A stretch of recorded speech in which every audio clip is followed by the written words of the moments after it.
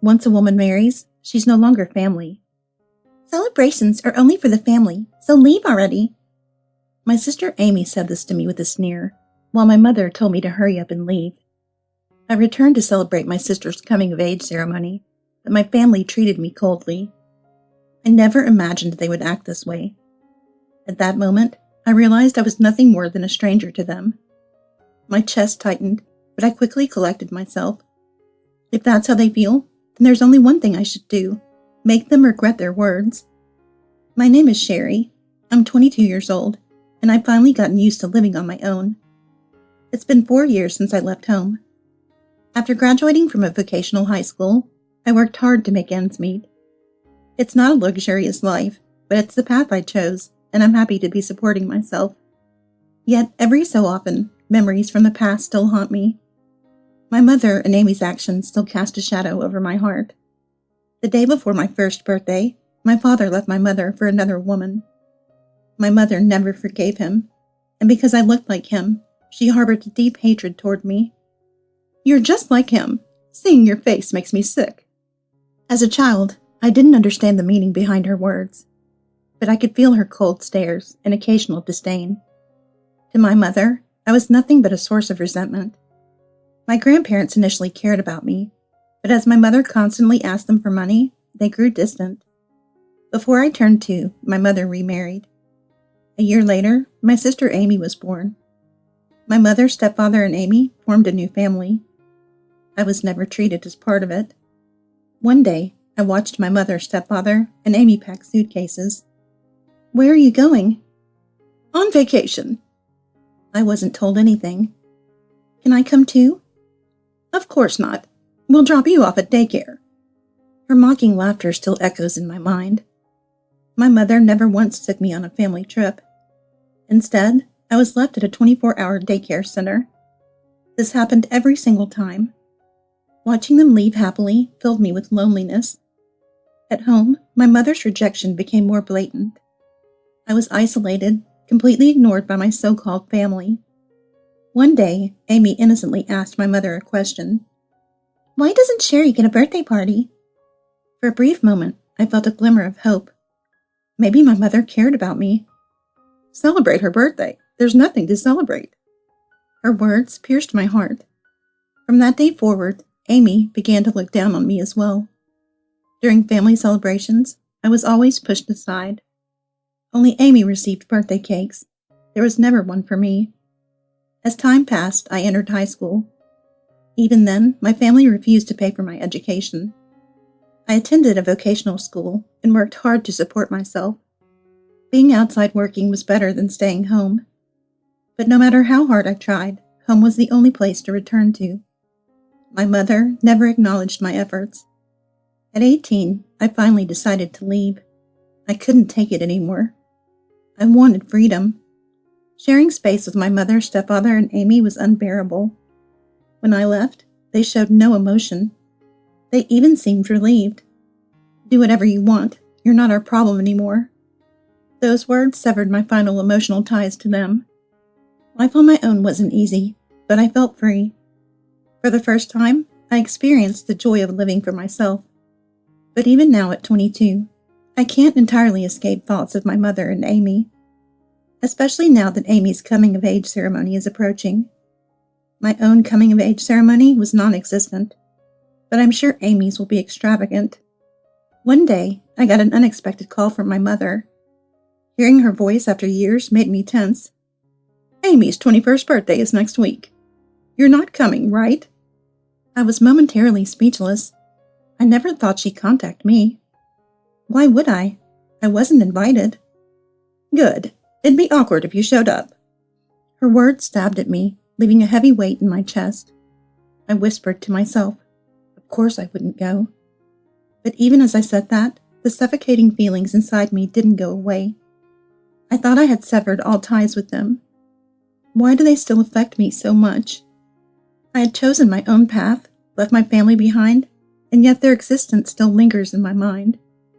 I resolved not to let them control me anymore, but the past is hard to erase. Yet, as an adult, I felt a small desire to face them one more time. Especially Amy. She was about to turn 21, a significant milestone. Regardless of our history, I wanted to celebrate her. So, I bought a cake and a present and decided to visit my family for the first time in years. As I stood in front of the door, my heart raced. It had been years since I'd been here. Of course I was nervous. When I rang the doorbell, Amy answered with a mocking tone. "Who's there?" "Amy, it's me." "Stop joking. I brought a cake, so open the door." After a moment of silence, the door opened abruptly. Without a word, Amy snatched the cake box from my hands and threw it back at me. Shocked, I froze as the cake splattered across the floor. "What are you doing?" "I can't eat food from a stranger." A stranger? That word echoed in my mind. I knew I was an outsider, but hearing it from her lips hurt more than I expected. Somewhere deep inside, I had hoped she still saw me as her sister. The betrayal left me speechless. As I stared at the ruined cake, my mother appeared, laughing alongside Amy. "What were you thinking coming here? Did you just come to ruin things?" Her icy words filled me with regret. I should never have come. "Why is she even here? She's not family anymore." My heart sank deeper as I heard my stepfather's voice join in. "Celebrations are for family only. Strangers like you don't belong here." His words froze me in place. Family only? Am I not family? Why? My trembling voice barely escaped my lips. "Of course you're not family. We're not even related." Amy laughed at me. "Did you really think you were one of us?" Their words shattered me. I realized I had always been an outsider. There was nothing left for me here. My mother barked at me. "Clean up that mess before you leave." Numbly, I obeyed. As I cleaned, Amy and my mother-in-law laughed mockingly behind me. "She brought the cake, and now she's cleaning it up herself." "It's pathetic." Their laughter stung, but I focused on finishing quickly. When I was done, I silently headed for the door. "Leaving already? Should have never come, huh?" I didn't respond. As I opened the door, Amy called out behind me. "Don't come back, stranger." Her words echoed in my mind as I stepped outside. The door slammed shut behind me, like the final nail in the coffin of our relationship. I realized I had been clinging to a false hope that something might change. But I was wrong. I am nothing but a stranger to them. Maybe I always was. But I don't need to waste any more time trying to find my place in their lives. I already have a place where I belong. My husband, Don, is waiting for me at home. I met Don through a mutual friend, and it changed my life. At first, I never thought I would get married. I didn't believe I deserved a family of my own. But Don accepted me as I was. He understood my complicated family history without judgment. When I shared my painful memories with him, he simply listened and supported me. "You didn't get to choose your family, but none of that is your fault. The family we create together will be your true home." His words warmed my heart. For the first time, I felt like I truly belonged somewhere. With Don, I learned what happiness is. Our life together is irreplaceable. But I've never told my family about him. I didn't want to invite negativity into our lives. However, news of my marriage somehow reached my family. 3 days after the cake incident, my mother called me unexpectedly. "I heard you got married. Why didn't you tell us something so important?" I paused, surprised by her question, but I responded calmly. "I didn't think it was necessary to tell you." Silence hung on the other end of the line. "Fine, do whatever you want. You'll end up alone anyway." Her words didn't hurt me this time. In a way, I expected them. Instead, I felt reassured by how happy I was with my new life. I wasn't alone. I had Don and the family we were building together. "Family, that won't last." I brushed off her words. I am happy now. No matter what she says, it won't change anything. That phone call marked the final break between us. But just 3 days later, something shocking happened. The doorbell rang unexpectedly. When I opened the door, Amy was standing there. How did she know my address? Still, I invited her in. "What are you doing here?" "I just wanted to see what kind of guy you married." Her voice had a playful tone, but I felt uneasy. Amy had no reason to visit unless she had an ulterior motive. As soon as she entered the living room, her eyes locked on Don. "So this is your husband. Not bad at all. How did someone like you snag him?" I stayed silent, feeling my anger simmering. Don, however, remained composed. "I'm Sherry's husband. Please stop with the unnecessary remarks." Amy looked momentarily surprised by his directness, but quickly recovered. She stepped closer to Don, reaching out with a sickly sweet smile. "Don't be so stiff. Let's have some fun. Sherry won't mind, will she?" I couldn't believe her audacity. But Don didn't waver. "I'm not interested. My happiness is with my wife. Please stop this behavior." I felt a wave of gratitude for Don's unwavering loyalty. Amy shrugged, her smile fading into a cold smirk. "Whatever. I don't care about your happiness anyway." Her flippant attitude made my decision clear. "You don't need people like her in your life, Sherry. For your sake and ours, it's best to cut ties." His words mirrored my own thoughts. Amy and the rest of my family had no place in our lives anymore. It was time to let go. After Amy's visit, I made an important decision. For years, I had been sending money to my family. I paid for Amy's tuition and even helped with the mortgage on their home. I did all this despite the way they treated me, hoping they'd someday accept me as part of the family. But after the incident with Amy, I realized I no longer owed them anything. I decided to stop the financial support immediately. When I told Don, he smiled gently and nodded. "That's the right choice, Sherry. You've done more than enough. Now it's time to focus on yourself." His words lifted a weight off my shoulders. Cutting off the money felt like reclaiming my freedom. I filed all the necessary paperwork and stopped the payments. For the first time, I felt a sense of relief. A month later, my peaceful routine was interrupted by loud banging on the door. I opened it to find my mother and Amy standing there furious. "Why didn't the tuition payment go through?" "The landlord is threatening eviction." Their accusations didn't surprise me. In fact, I had been expecting this confrontation. I took a deep breath and explained calmly. "I stopped the payments because I'm no longer responsible for you. I even sold the house to recover what I already paid." Their shocked faces were almost comical. "What do you mean you sold the house?"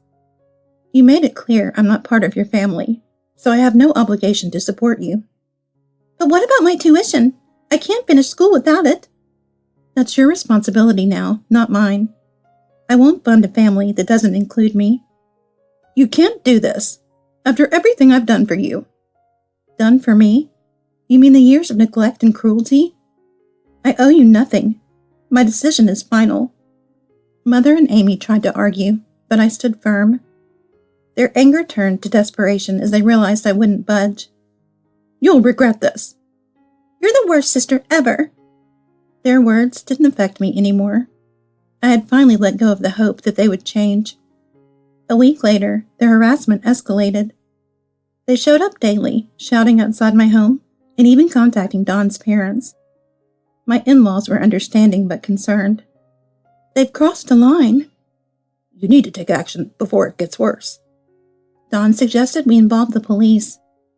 At first, I hesitated, but I knew it was the right thing to do. I gathered evidence from our security camera and filed a report. The police treated it as a family matter and were slow to act, but I didn't give up. Finally, after another disruptive incident, they intervened. My mother and Amy were warned to stay away, but they didn't listen. Their behavior escalated until the police had no choice but to take further action. Both were issued formal restraining orders. The neighbors, tired of the constant noise, supported my case. Some even advised me to move away. Don agreed it was time to relocate. "Let's start fresh somewhere new." I couldn't have agreed more. We found a new home and moved quietly. Even after the move, my mother and Amy tried to track us down. They even showed up at Don's parents' home, but my father-in-law stood firm. "Sherry is part of our family now. If you have issues, they're your responsibility, not hers." My mother left angrily, but Amy tried begging my mother-in-law for help. "You made your bed, now lie in it." With their efforts failing, they eventually stopped trying. I finally felt free. After the harassment stopped, life became peaceful again. My mother and Amy's persistent interference had drained me emotionally, but now I could finally move on. Dawn and I settled into our new home, focusing on building a future together. The love and support from my in-laws strengthened my resolve to leave the past behind. They treated me like their own daughter, something I had never experienced before. "Sherry, your family, whatever happens, will always be here for you."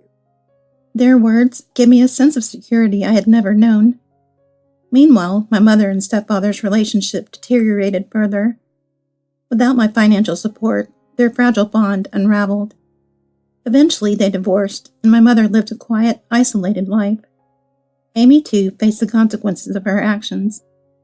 A potential marriage fell apart when her fiancé learned about her family background and past behavior. Left alone, Amy struggled to rebuild her life. Despite everything, I couldn't bring myself to feel pity. They had chosen this path through their actions and attitudes. My life with Dawn flourished as we grew closer through shared experiences. Together, we faced challenges and celebrated successes, always supporting each other. "We've been through so much, but look at where we are now." His words always reminded me how far I had come. One evening, as we sat in our cozy living room, Dawn took my hand. "Let's focus on our future. I want to make you as happy as you make me." His sincerity brought tears to my eyes. I finally felt like I belonged somewhere, with someone who truly cared for me. The shadows of my past no longer loomed over me. I had found my place in the world, a place where I was loved and valued.